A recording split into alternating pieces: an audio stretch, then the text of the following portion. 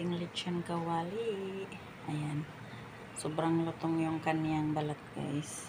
Ito na yung aming tanghalian. Yung lulutuin ko para sa aming tanghalian.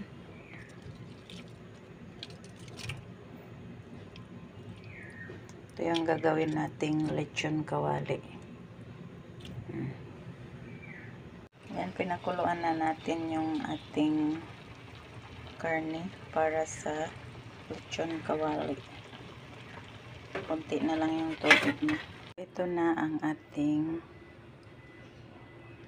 karne. Wala na siyang tubig.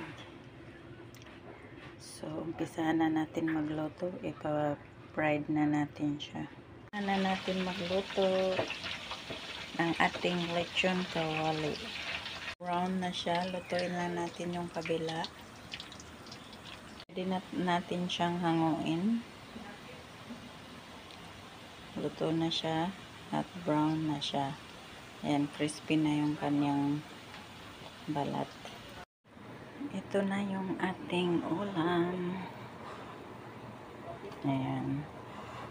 So, crispy talaga yung kanyang balat, yung ating lechon kawali.